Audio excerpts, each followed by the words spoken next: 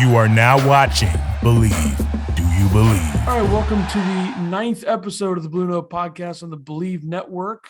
It is an interesting episode 9. The season officially over. We've already done a full, at least quick reaction to the season ending last week, but we wanted to sit down and kind of reflect even more on the season and what it was for episode number 9, which is the episode that's dedicated to Sir Paul Kariya. Very good hockey player. How do you not go with him? Just maybe not the best of Blues careers, but just such a fantastic career. Cut way too short. Can you imagine Paul Kariya playing today? Yeah, he would be a perfect fit for what the NHL is now. Yes. Yeah, absolutely. So, episode 9, Paul Kariya. So, yeah, I mean, just a great player, no doubt. All right, so before we get into this, thank the listeners, of course. June 6th is the date of this podcast being recorded. Probably uploaded on June 7th if I had to guess, but you never know. But make sure you subscribe, follow us, everything there is to do with that. On Twitter at TBNPod, you can talk to us on there. Got some good feedback, positive feedback from your discussion with Ryan last week for episode number 8. That was fun. That was a good one. Great, a lot of insight there. And that's how we throw a transition now over to the Springfield Thunderbirds and where they're at right now, so you can update the folks on their situation in the American Hockey League playoffs. Yeah, they're currently in the Eastern Conference Finals here right now against the Laval Rocket. The series is currently tied 1-1, and the Thunderbirds did experience their first postseason loss yesterday. They're in the finals, and they have just now experienced their first loss. So during game 1, the Rocket took an early 1-0 lead here at the 15-11 minute mark here of the second period. But the T-Birds tied the game with just under 3 minutes left to play off of a shot from the point by Brady Lyle. We actually did talk about him on the podcast with Ryan Smith here as well. So if you had the chance, again, go back and listen to the episode. He had some great stuff to talk about here with Brady Lyle. Then in overtime, it was the former Rocket himself, Matthew Pekka, scoring the game-winning goal. Just over 10 minutes here left into overtime. Joel Hofer looked like just a mere mortal, stopping 41-42 shots. He made it look easy. Just made it look easy. The Rocket did even the series here, though, taking an early 2-1 lead during game 2 of the first period, and then took a commanding lead 4-1 after 40 minutes of play. The Thunderbirds were ultimately able to score one more goal here during the third period here by Klim Kostin, but they ultimately fell 4-2 here during the game in itself. Chucky Sideburns, Charlie Lindgren here with the loss. I'm expecting the Thunderbirds to go back to Joel Hofer here for game 3. Game 3 will be on Wednesday, and then game 4 here on Friday, both of them at 8 p.m. Central Standard Time. So again, if you have the chance, definitely peek in, kind of see what these guys here are doing, and be able to root these guys on here to hopefully have a chance here at the Calder Cup. Yeah, it'll be definitely something that Blues fans should tune into. Seeing a lot of players that were either up here for a period of time, or some of them will eventually be up here in St. Louis. So that'll be good. I agree. Hofer is the guy to go back to for game 3. I like that they have 2 goaltenders, but I also think that clearly the numbers have shown that Hofer's been the better of the two in Especially the American Hockey League. Yeah. Especially as of late. Yeah. Ryan Smith had a lot of really good stuff to say about him. Something started clicking near the end of the season, and Hofer has just been a man possessed here towards the end of the season. So I think you got to be able to ride the hot hand here going here for the rest of the series. No doubt. All right, let's move over to the Blues now. With the 2021-22 season officially over, we move on to the offseason. There's a lot of different interesting things going around in the league in the offseason, but there's also a lot of interesting things going on for the Blues. You did a roundtable review article on the hockeywriters.com. Yep. So if you could just kind of talk about what went into that and what went down with that, I will make sure to link that at the end of the in the description of the episode. So Yeah. I mean, it was just a couple of questions here between myself, Ethan, and another gentleman, Stephen Ground here of the Two Guys One Cup podcast here as well. All three of us writers here at thehockeywriters.com. Just some final thoughts here just on the season. We're just going to go through a couple of these questions right now, kind of expand upon our answers. And just like Ethan said, just do a quick review here of the season in and of itself. So Ethan, first one here, thoughts on the season, your overall rating, your thoughts, what do you think? So on the article, I gave it an 8.2, which I think we're all around the same range. Yeah. Because I think, the reshaping of the roster was a huge part of this season. Like last season's roster was a lot different from what we saw this year. Obviously getting Saad and getting Buchnevich was two huge additions to the forward group. And you also needed growth from Jordan Kairu and Robert Thomas, and you got it. And they needed, goal scorers to emerge. And I think that happened with not only the new guys, but it happened with a returning Tarasenko, and it happened with Shin and Barbashev scoring 20 plus, O'Reilly and Perron getting there as well. And I think another big part of this is they had, in an unreliable defensive unit, they had one really, really reliable guy, and that was Justin Faulk.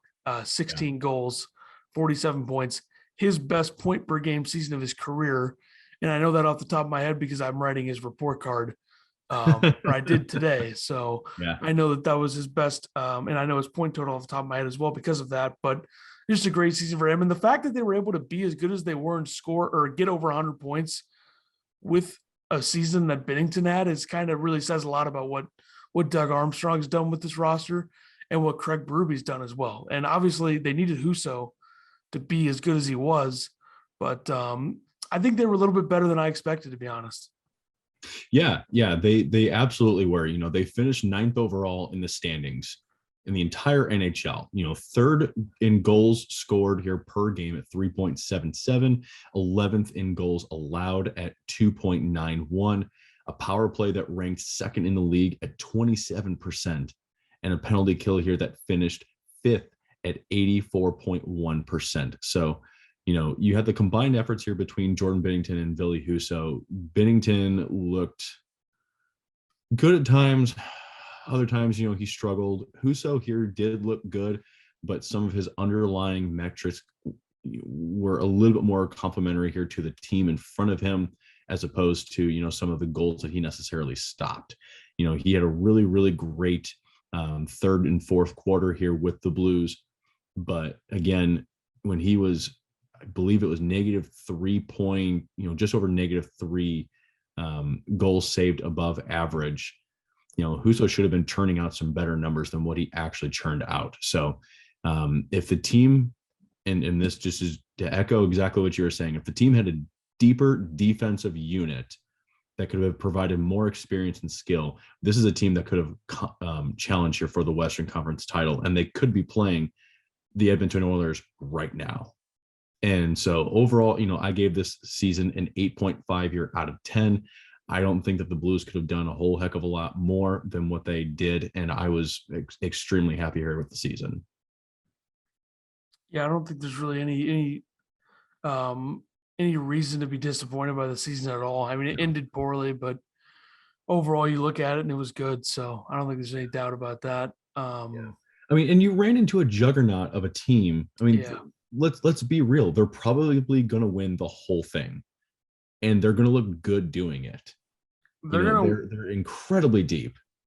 They're going to win the whole thing with the worst goaltender left, probably. if Kemper's not healthy, you got Francouz in there. I guess he's probably better than Mike Smith is at this point, but neither of Colorado's goaltenders is better than Shesterkin or Vasilevsky. So that's true. That's going to be a big thing. All right, the next question of the roundtable.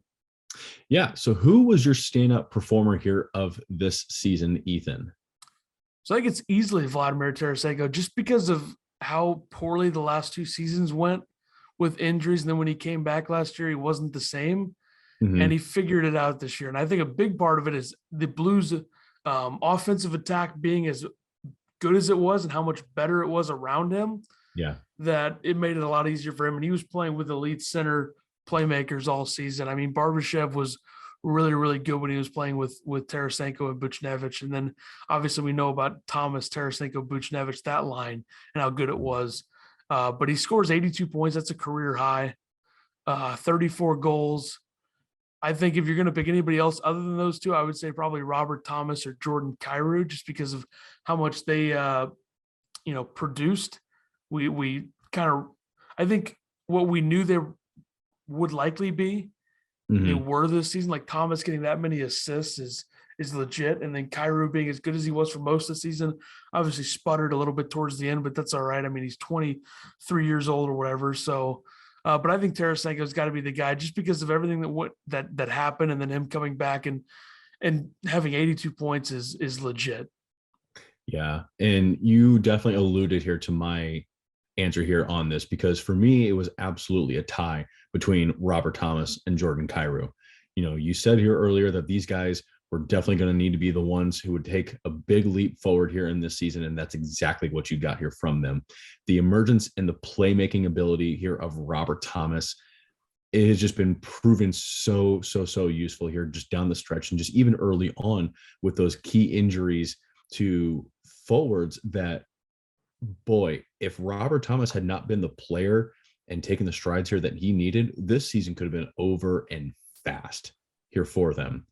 So the emergence here of Thomas, him taking the responsibility, even once the forwards did come back, it definitely allowed for some rest and definitely allowed for these guys to just take an extra step back and just say, okay, let's just start divvying it up.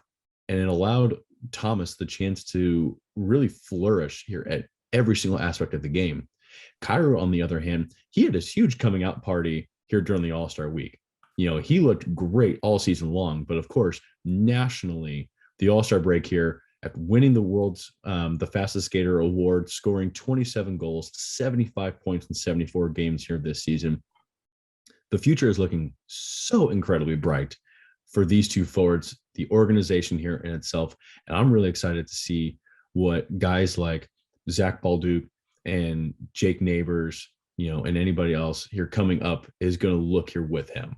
So those two, Robert Thomas, Jordan Kairu, are my standout players.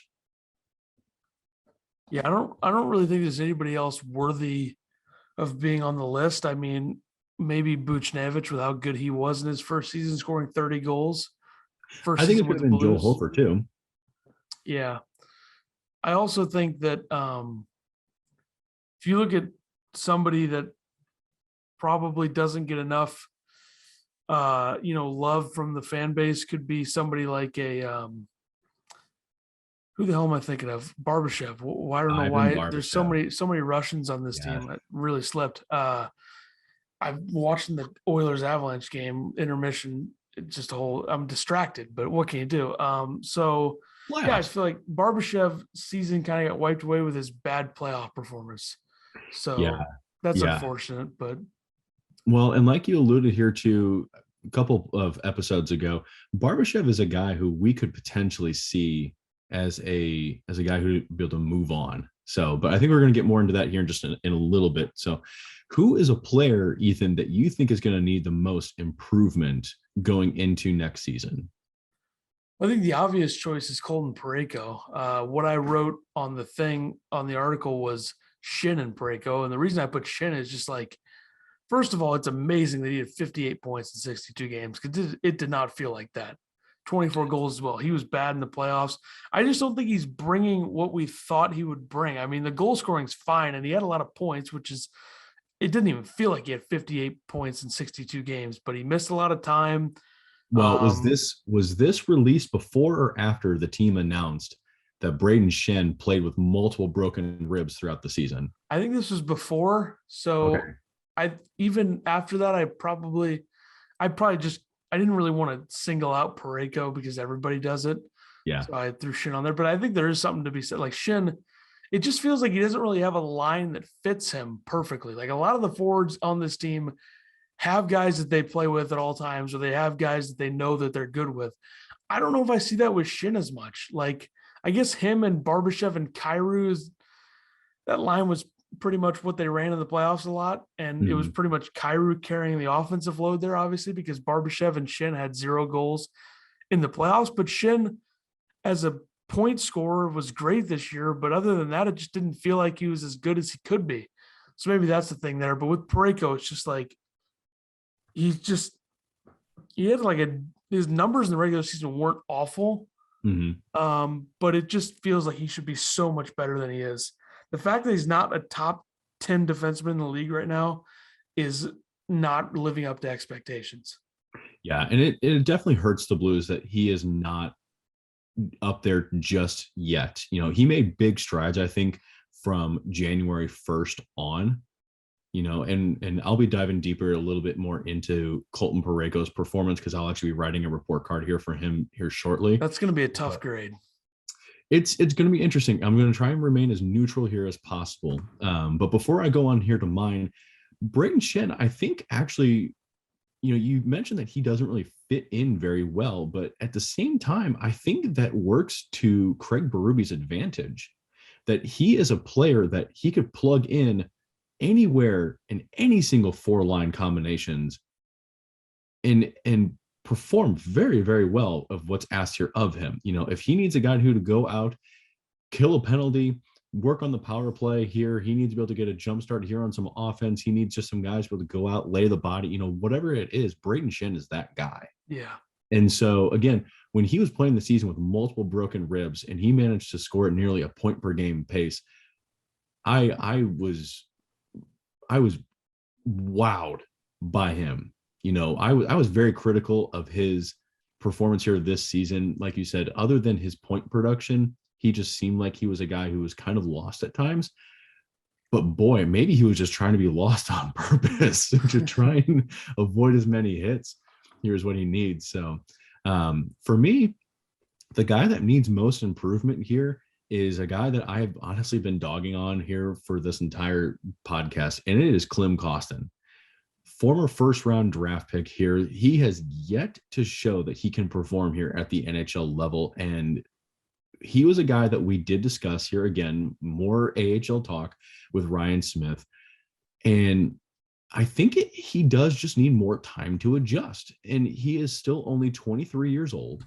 And that's still something for us to be able to remember here about. But he is a guy that I believe needs to show that he can belong in the NHL. And again, maybe it is just taking him a little bit longer. You know, he's coming over from Russia. There's just the transition into the smaller North American ice. Whatever that it is, I just think that he needs to take another step here in his development to show that he is worthy of that first-round draft pick pedigree. Or honestly, Doug Armstrong just needs to say, you know what, we're going to pair him together here with a trade and start looking to clear out some cap space. And hopefully, you know, the upside of Klim Kostin is not overly diminished here just yet. And he finds success with another franchise. You know, and it would suck to say because I was, and I still am hoping for the absolute best for Kostin because he looks like he can be a great middle six pairing, tough, physical, power forward here for the Blues, and he fits a Blues style of play. But boy, it just seems like that the Blues are quickly running out of spaces to be able to fill with guys like Alexei Toropchenko, Nathan Walker here being able to come up, Sam Annis potentially positioning here for a spot, and again, Jake Neighbors potentially here at the spot next year here as well. So to me, it looks like all the spots here have all run out for Klim Kostin. So he's a guy that I think needs, again, the most improvement going into next year and say either trade me or demand a trade, a roster spot. Yeah. I think it's almost enough with Cott. Like he probably one more chance if he gets here next year and plays right away. I think one more chance to be. It's not like the Blues have put him in the best situations either. Like you're throwing him on the fourth line. I don't really know how much you expect him to produce, and he's expected to score more than Toropchenko. Mm-hmm. Like Toropchenko is not the reason that we liked him so much is everything else, the skating, the forechecking, making smart plays. That's why he has skill, but there's different, like Kostin's a first round pick. We expect him to be a producer and he hasn't been that. So we'll see. But all the things that Toropchenko is doing right, all the things that we are praising for him, Kostin was not doing. Yeah. And that is the reason why I think that Toropchenko has already surpassed Kostin on the depth chart. And I think that it's going to be time to say bye-bye. So, all right. So for time matters here, what do you think is the biggest concern heading into the offseason? So I really, really like what Steven said in his answer for the roundtable on this one. I know that he's been hammering those types of points home for a while now, and I think it's wise. But my thing was just, you got to find somebody to play next to Colton Parayko. And that's been an issue since what happened to Jay Bowmeister. And I don't dislike the idea of re-signing Letty, but I also understand why there's a reason to be scared of the Scandella thing and what happened there. So that's a problem. Like, you can't have Letty and Scandella on the roster next season together. There's just no way that makes any sense, because you're blocking Perunovic. You're blocking Perunovic as well. So that's an issue. So that's kind of where I'm at on that. I think finding a left-handed defenseman next to Parayko is very important.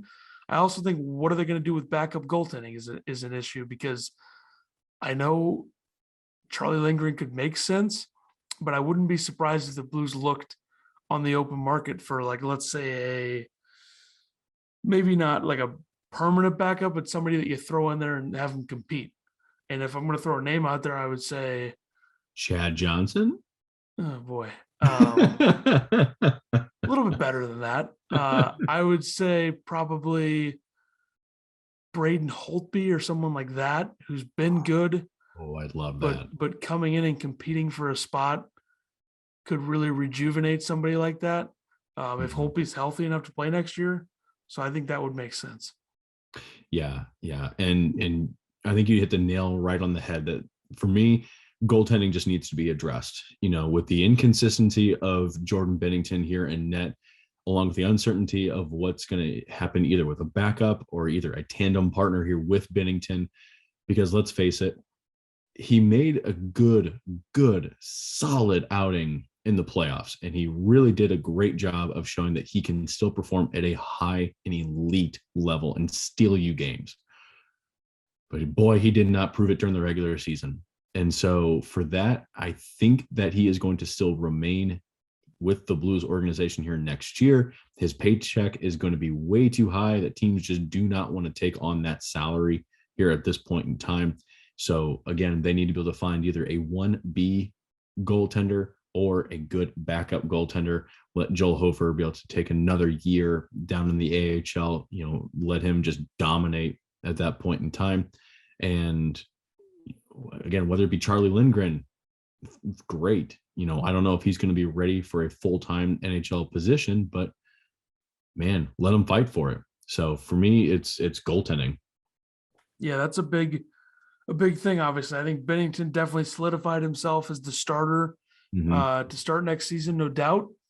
But after that, you got to figure it out, and we'll see what they do with that. So now we go to the next one. So we go to trades. Do you think they're going to make any trades? And if so, who do you think should be dealt and why? So I don't see any major trades happening. I know people will talk about Chychrun and Provorov and Sanheim, 3 left-handed defensemen right there. I know they'll talk about them, but I really don't see that happening with the state of the team right now. Maybe Chychrun, just because his cap hit, he's locked down for a few years and his cap hit isn't outrageous. Maybe, but it's the window. Yeah, I think a left-handed defenseman would be what they would trade for. And if they were to move on from somebody other than Tarasenko, which I still think is a possibility, just because he might still want out and the Blues might be trying to look down the road with the salary cap hit. I don't think people would like it, but I think that that's probably how they're viewing things. And Barbashev is another guy that I could see being traded just to capitalize on the value there. You could probably get a pretty good return with him right now. So that's kind of all I see. But you never know. Armstrong's always got something up his sleeve. The Buchnevich trade last year was something that I was like, I don't love it because I thought they would give up too much. But giving up Blais, who I really liked, and then a second round pick was perfectly fine. So they usually get they get trades done at a lower price than you expect. There's a lot of examples of Doug Armstrong doing that. So that's my assessment of the trade market for the Blues right there. And he does a great job of really finding those great bargain deals. And somehow, again, he's able to turn Sammy Blais in a second into Pavel Buchnevich. How in the world do you manage that? But, to not just sound like, we're repeating answers here just constantly. I think it's just a clear and obvious thing that the Blues must address the defensive pairings in the left-handed side here. So as of right now, you've got Torrey Krug, Marco Scandella, Scott Perunovich, Nico Mikkola, and Nick Leddy, should he come back here as well, all playing and wanting and deserving playing time. Scandella is still likely the option that's going to end up getting moved. He's owed $3.25 million for the next 2 seasons. He's got a modified no trade clause, though. That's the biggest kicker there. So the Blues just can't up and trade him to like Arizona or San Jose or another team, that would, for whatever reason, want him. He's got 7 teams that he can be able to prevent a trade to. So that's going to be the only tough part. And I doubt he's wanting to go to a team like Buffalo or anybody else. So again, hopefully the Blues can find something. I think if they could get like a 6th round pick for him, and that would just be a lot. Yeah, I think he could be able to net a 6th round pick here at this point. I don't know. I think he could. They've only got right now $10 million in cap space, and they're going to need every single dollar at this point if they're wanting to still be able to stay competitive heading here into next year. So Scandella, I think, is the obvious person that's going to get moved out. If you are confident that you are going to need space up in your forward core, then I think it's going to be a forward like Ivan Barbashev that's going to end up getting moved out there as well. Because we're expecting that Bozak's going to be gone, right? Yeah, I think retirement's probably. I mean, his numbers this year were not good. I would think retirement is probably going to be what he does. So a couple of things for me here, real quick. So they re-signed Calle Rosen, 2-year, 2-way deal, right? Yeah. And if you read my article, my report card with Nico Mikkola, you would know that I didn't think he was good this year. He's an RFA. I could see Mikkola being traded as well just to move him out of here. Because you look at the last 2 months of his season were abysmal, awful. He was like a -14 in the last 20 games of the season. Yeah. So he could definitely end up being a piece that's moved out here as well. And again, it could just be a multi-piece trade. Again, if a guy like Scandella would be willing to move and waive his no trade clause, assuming that Arizona would be on that list of 7 teams, I would have to imagine he's going to be. But imagine if the Blues could somehow package Klim Kostin, Nico Mikkola, and Scandella. And that trade by itself is not going to get it done. But imagine, if all those pieces would end up going along with somebody else and or a draft pick for a guy like Chychrun. You probably do it. Yeah. And I'm not overly high on Chychrun. Again, if somebody's playing that top 2 pairing, I need them to be excelling in all positions. Because right now what the team is doing is they are just throwing out guys who specialize in different areas, which is great. But again, I think if you were getting a top pairing left-handed defenseman, I think he needs to almost be a guy who is a jack of all trades. And I don't know if Chychrun is that guy. Probably not, but do they have one of those now? I think the closest to it is probably Faulk. It's closest to it. Yeah. And Parayko could be that guy. Again, he's not left-handed defenseman, but Parayko could be that guy. It just depends on, I think, his partner. And I just think that it depends on the pressure that he puts on himself. Yeah. Because that's what it seems like, is that there's a lot of pressure that he puts on internally. And this is just me with a 10,000-foot view over what is going on inside the head of Colton Parayko, because I have not the slightest clue, but that's just what it looks like here at this point. So All right. Again, just for sake of conversation here in time, two different guys. Do you think that Tarasenko will be back in 22-23? Do you think Perron will be back in 22-23? I'm much more confident that Perron will be back. Get an extension done there, probably a decent price for both sides. And then with Tarasenko, I think he'll be back, but I wouldn't really be that surprised if he was traded. Yeah. Yeah. And I think I have honestly, and this is me, I have no doubt that Tarasenko is coming back with all of the Russian connections, with the rejuvenated season here that he has had, the love that he has shown after every single post game, everything that he has discussed here about this city, his team, everything. He loves it here. So unless Doug Armstrong absolutely wants to make a move here for him, I don't see him leaving. And Perron, I know he wants to remain in St. Louis here as well. So there's only so much that you can be able to do because money, and I don't think I can be able to say it any other way. Money is a thing, and you can only dish out so much money before you say, hey, sorry, we don't have any more that we can be able to give you here at this point.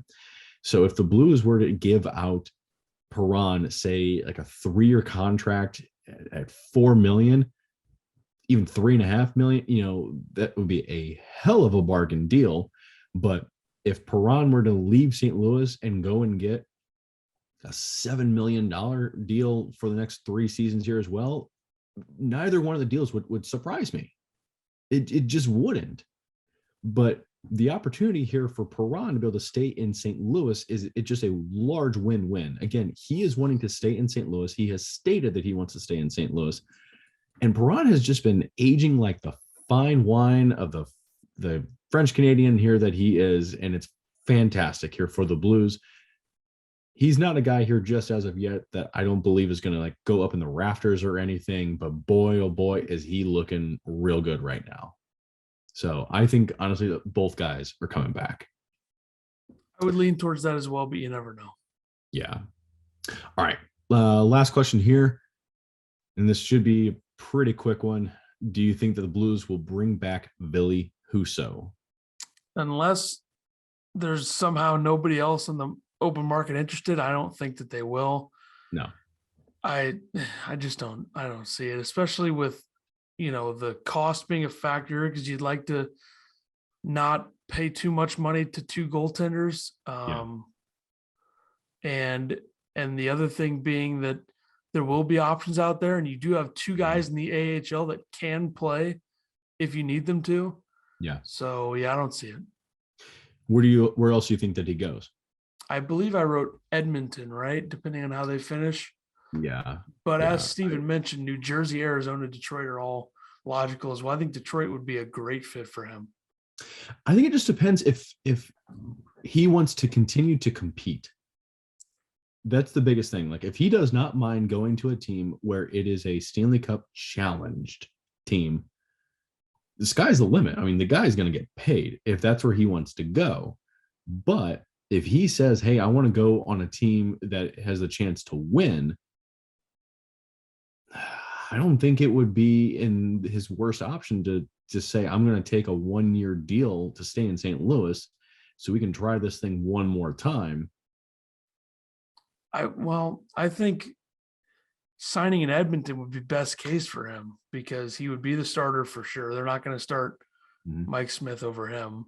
If Smith doesn't retire. Yeah, which after this showing, I mean, geez, they probably should. But yeah, I feel like Arizona would be a good spot if he wants to get a little bit more money and a guaranteed starting spot on a team that's going to be playing in front of 6 people and they're going to be terrible. That's fine. They get the student section. Student section. Man, they're going to sell out all the time.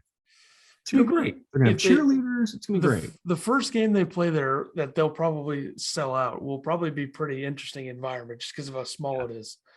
But it's just going to be an embarrassment for the league when you get to like February and nobody cares and the team's got like 4 wins. So yeah, it's just, I feel bad for Bill Armstrong, but hey, a lot of time to do some things. He's got some good players there. There's some, St. Louis and Clayton Keller, of course, and some young up and comers there. I don't know if they'll get rid of Chikrin, but if they do, maybe throw his old pal Doug Armstrong a bone and give Chikrin to the Blues for nothing. But that's just me. But yeah, Husso's gone. So that's kind of the answer. Could you imagine? Well, so they can't really be able to do that because he's a UFA here rather than an RFA. Boy, I was hoping he was going to be an RFA here. No, never mind. Never mind here on that point. So you think Husso's gone? Yeah. To me, it just depends what he wants to do. If he wants to remain in a winning position, St. Louis, I think, is in one of the best positions to still be able to pay him and still remain competitive. But if he wants to change the scenery, I don't think that the Blue or that Edmonton here would be a bad option. What does Cap Friendly here have them at next year? Let's see. It's gonna be a very interesting season for him. They are at a projected cap space here of just over $7 million next year. And boy, oh boy, do they have some contracts coming up. Jesse Puljujarvi, Kaylor Yamamoto. Kyle Turris. I don't know much about that. And Evander Kane. And I think Evander is going to come back. I think he's going to want to come back. And I think the Oilers are going to want him to be able to come back. So they've got some contracts that are coming up here at this point. Mike Smith is still signed next year for $2.2 million. He could be a backup to Ville Husso. But oh boy, are they going to have a hard time. Whew. Yeah. That's going to be rough. Rough. Yep. They're going to have to make some wheeling and dealing. I don't know if Edmonton's going to have the salary cap space to sign. They better hope that there's some entry-level contract deals that they can do to help reform a bottom six. So I don't know is Duncan Keith signed for next season? Duncan Keith is signed at $5.5 million. Yeah, that's the problem. You got him, you got Nugent Hopkins' contract, you got Hyman's contract, you got Draisaitl, McDavid, and Darnell Nurse, I think, has a deal, right? Yeah, Darnell Nurse is going to be making 9.25. Tyson Barrie at 4.5. What about is Oscar Klefbom on there? Klefbom, who hasn't even played this season. He'll be back on there next year. I'm sure he's making something. 4.167. Yeah, that is absurd. All right. I mean, Ken Holland's an idiot. I just hate to say it, but he's so bad at being a GM. He's like, let me literally pay everybody and then not care about goaltending so we can't get as far as we should. Yeah. That's pretty much what he does. This is their season to be able to make a run. And unfortunately, they're going to be swept here at this point. So they're up 4-2, but I mean, there's still 12 minutes left. Either way, what are they going to lose in 5? I mean, what's the difference? So yeah. All right. Let's move forward here. Finish this off with some notes around the Central Division, but this is a special Winnipeg Jets edition. So shout out to the Jets. I don't really think there's anything else to talk about with any of the other teams in the division at this point. We did a little bit on Arizona there and how great they are. So Winnipeg Jets, few things, lots of things going on with the Jets. Yeah, Elliot Friedman here has said that the Jets have actually asked about Rick Tocchet for the head coach. He would be a really, really interesting option to be able to move forward here. But the big connection here between the Blues and the Jets is that he has also stated to watch Jim Montgomery for a coaching position. And as you may know, he's an assistant coach here in St. Louis as of right now, was the former Dallas Stars head coach. And so he could end up being a head coaching option here up for the Jets as well. Boy, and that would be a big loss here for St. Louis. And it's one that you would see and not be surprising to see move on. But another one that we could still end up seeing is Steve Ott. And that's not something from Elliot Friedman. That's something that's been tossed around as an option that you could see be moving on here as well. I don't think Ott is necessarily ready for a head coaching position just as of yet, but I could be surprised. Friedman did also state that there has not been any contract talks yet between Pierre-Luc Dubois and the Jets here just as of yet as well. So some interesting stuff here going out of Winnipeg. I mean, what do you think? If the Jets are looking for a new head coach, do you think that they should go for somebody like Rick Tocchet, or do you think that they should entertain an option like for Jim Montgomery? What do you think? I feel like this has always kind of been, Barry Trotz's job to lose unless Vegas gets him, I guess. It certainly seemed like I believe he's Boston. I believe Trotz is from Winnipeg. Yes. I think he interviewed. They're interested, but that would be interesting. I think Tocchet would make a lot of sense. Familiarity with the Western Conference. Did pretty well in Arizona. Mm-hmm. Arizona kind of helped him out by, getting rid of him because they were going to be awful if he wouldn't have gotten fired. Either way, they were going to be bad, but they were not as bad his last year there. They were much more competitive for sure. But I definitely think Jim Montgomery's got a good chance to get another head coaching job this year. Steve Ott would surprise me a little bit, be a little bit of a wild card to get one. I think there's a way for teams to view him as ready. He's been with Berube a few years now, very important part.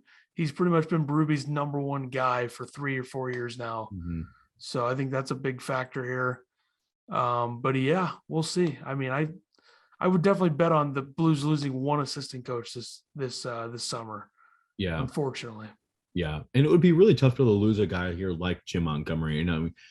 He took the 2018-19 Dallas Stars. They had the 43-32-7 record. They lost to the Blues in double overtime of Game 7. He did a lot with a team that I think that necessarily shouldn't have been going as far as what they did. So to see him going up there to Winnipeg, I think with a team that's probably going to be worse, let's face it. And again, they haven't even started discussions with Pierre-Luc Dubois, which is a bad sign. Doesn't that feel like a place that's going to blow up a lot of its group? Like if you would have asked me 2 weeks ago whether they would trade Mark Scheifele, I would say yes, but I don't think they're going to trade him. I think it's going to be a lot of what's around him. I think Scheifele would have made a lot of sense to trade him this summer if you were going to do it, but I don't think they're going to do it. I think Cheveldayoff said they weren't going to do it. So, but other than that, it's like Blake Wheeler's getting up there. At what point do you let go of him? You got some core pieces to build around. I'd include Scheifele in that. I would include Dubois in that if they can figure that out. Morrissey and Hellebuck, but other than that, there's a lot of work to be done with that team. And obviously, I think giving up Roslovic and Line probably had to be done. At least Line was kind of like, that's enough. And I'm very glad he got out of the Central Division.